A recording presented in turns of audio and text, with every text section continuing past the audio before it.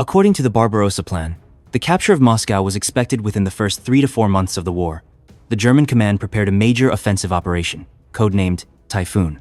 The offensive involved the 2nd Panzer Army under Guderian, which had become available after the defeat of Soviet forces near Kiev. The new plan called for 3 thrusts, instead of the originally intended 2. Now, their forces were directed toward Bryansk, Viasma, and Orel, with the prospect of advancing toward Tula. The operation's objective was to destroy the main forces of the Red Army, defending Moscow before the onset of winter. To achieve this, it was planned to split the Soviet defenses with 3 powerful strikes by panzer groups, encircle and destroy the Soviet armies in the areas west of Viasma and east of Bryansk, and then use strong mobile formations to flank Moscow from the north and south. In coordination with the troops advancing frontally, the goal was to capture the capital of the Soviet Union. The Germans had good reason to anticipate their long-awaited victory.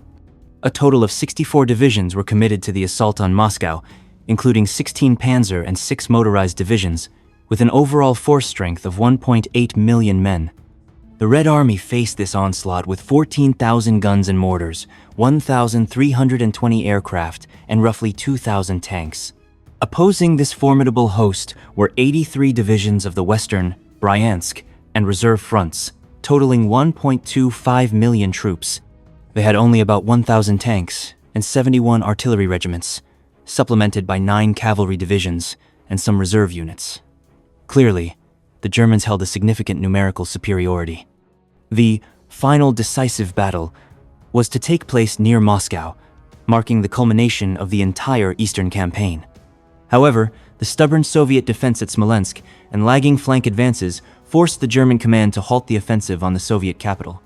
The Germans underestimated the depth of Soviet resistance. Near Smolensk, encircled units continued fighting, tying down as many as 20 Wehrmacht divisions. As in most defensive operations of 1,941, the main problem for the Red Army troops was the uncertainty of the German command's plans. It was expected that the Germans would advance on Moscow along the Smolensk highway, as this facilitated the movement of thousands of motorized columns. However, during the battle for Moscow, the German command decided to bet on surprise and secretly redeployed General Colonel Erich Goepner's 4th Panzer Group from the Leningrad front. For the first time in history, 3 armored groups operated simultaneously on the same front. The Soviet forces defending Moscow were consolidated into 3 fronts: the Western Front under General Colonel Konev, the Bryansk Front under General Colonel Yeryomenko, and the Reserve Front commanded by Marshal Budyani. Operation Typhoon commenced in the early hours of the 30th of September, 1941. The German panzer groups under Guderian and Hopner launched their southern thrust near Bryansk.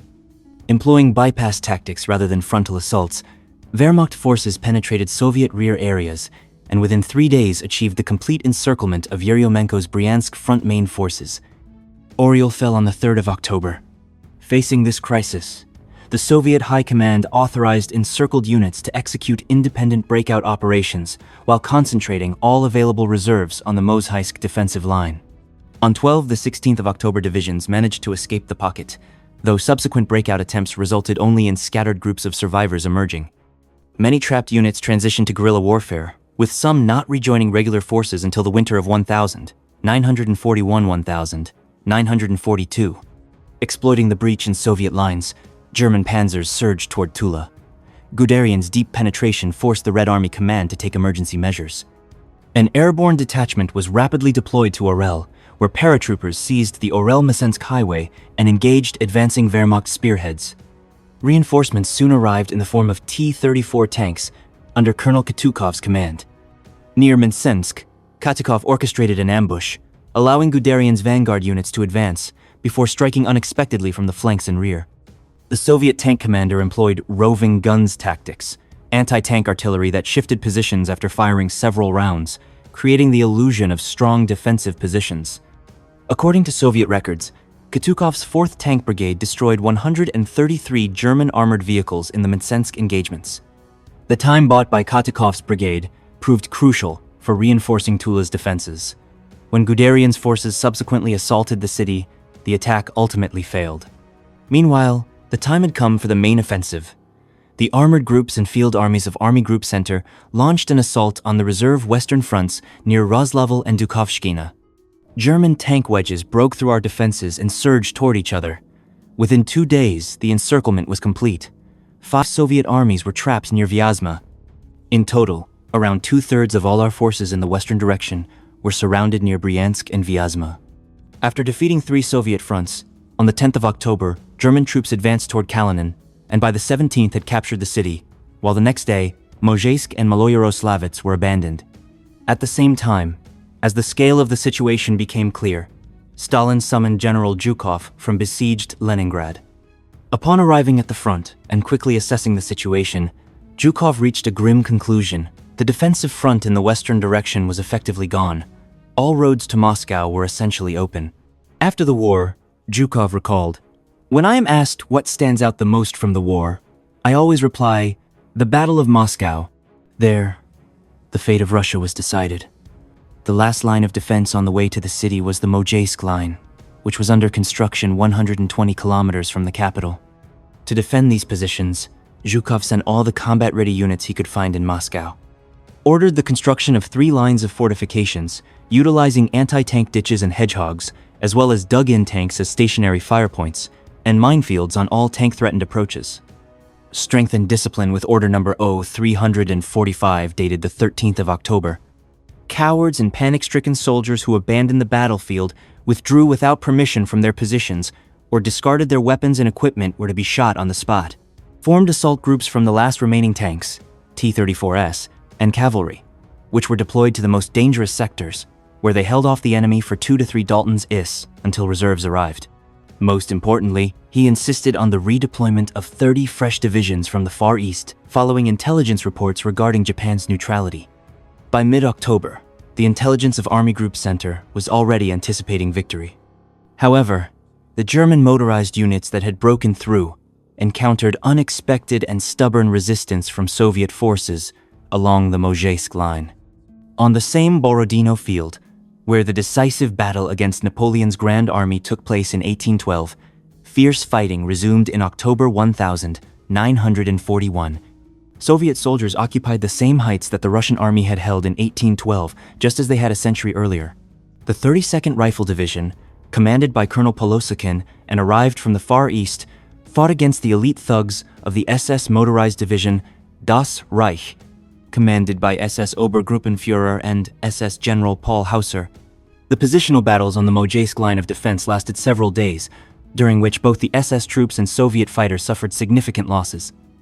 The infamous Nazi Paul Karel wrote, "At Borodino, the regiments first measured their strength against the Siberians. They fought steadfastly. They never fell into panic. They did not give up an inch of land without fierce fighting. They killed and died. The battle was fought not for life but for death. Hell blazed on earth." German General Paul Hauser lost one eye, a reminder of the battle on the Borodino field. Near Maloyaroslavets, at the Ilyinsky defensive line, the Podolsk cadets waged a desperate stand. Armed only with carbines and machine guns and virtually without logistical support, these military cadets held the advancing Germans for nearly 2 weeks.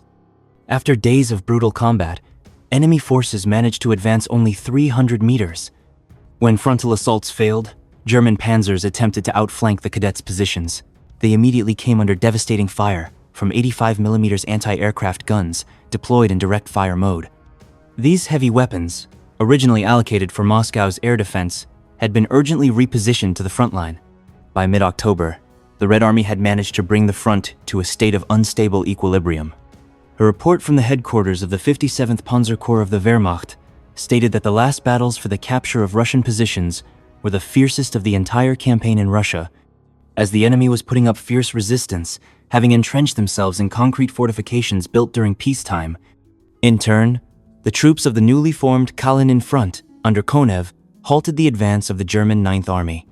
Konev employed a clever tactic.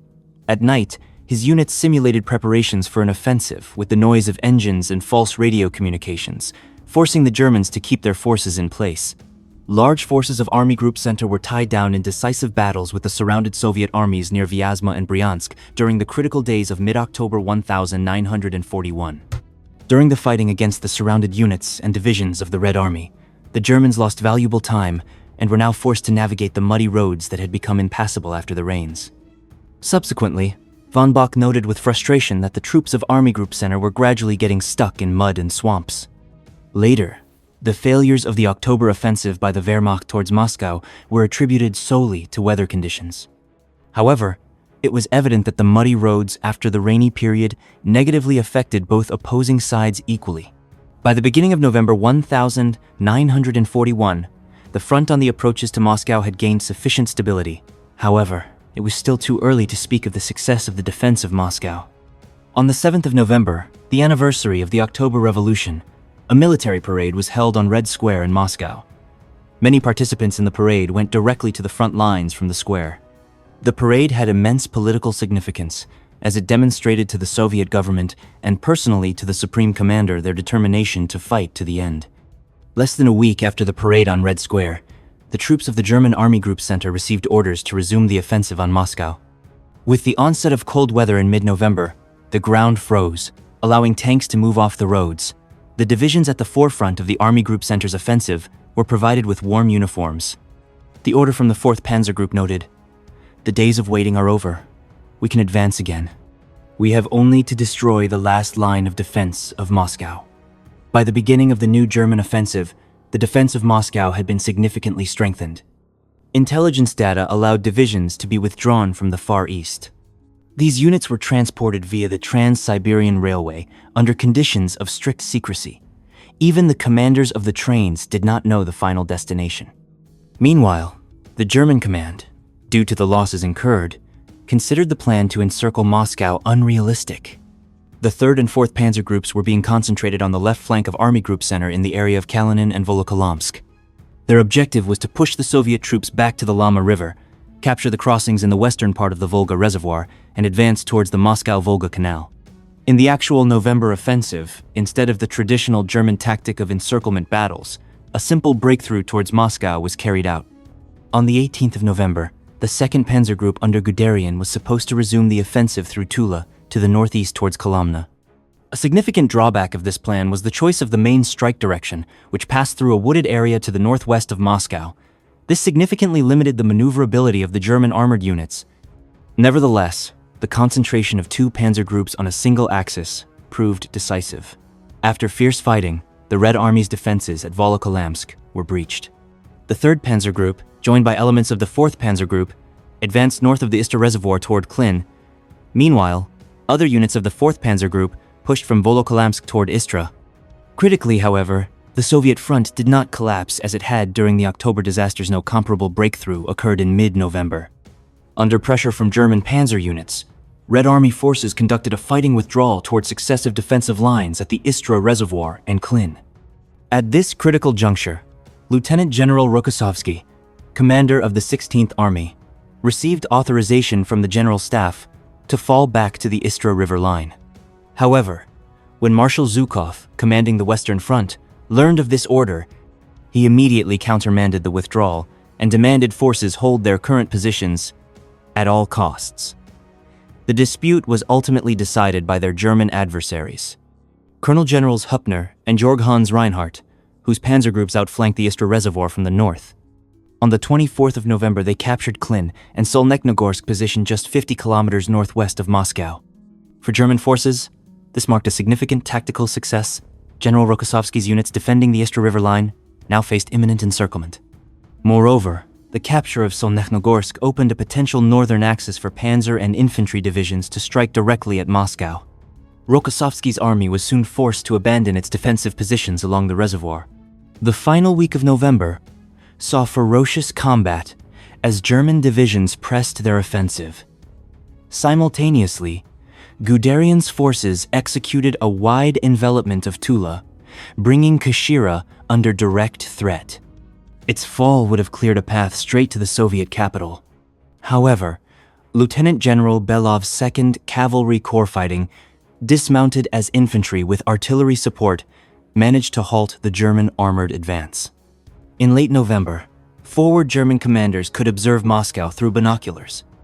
According to some reports, on the 30th of November, motorcycle troops from an Army Engineer Battalion even reached Khimki, just 8 kilometers from Moscow's outskirts. The neighboring 3rd Panzer Group under Reinhardt reached the Moscow-Volga Canal, while elements of its right flank captured Krasnaya Polyana, just 30 kilometers from central Moscow. To the west, the front line had remained static since early November. In the south, Guderian's forces bypassed Tula, seized Venev, and advanced to Kashira's outskirts. But there, the German offensive ground to a halt. Their offensive capabilities were completely exhausted by this stage. The stage was now set for the Soviet counteroffensive. Fresh reserve armies began deploying to the front lines. The Red Army launched localized counterattacks as early as the 27th of November near Kashira and the 29th of November north of Moscow, striking at German, southern, and northern groupings respectively. Then, on the 5th of December, 3 Soviet fronts launched a full-scale counteroffensive.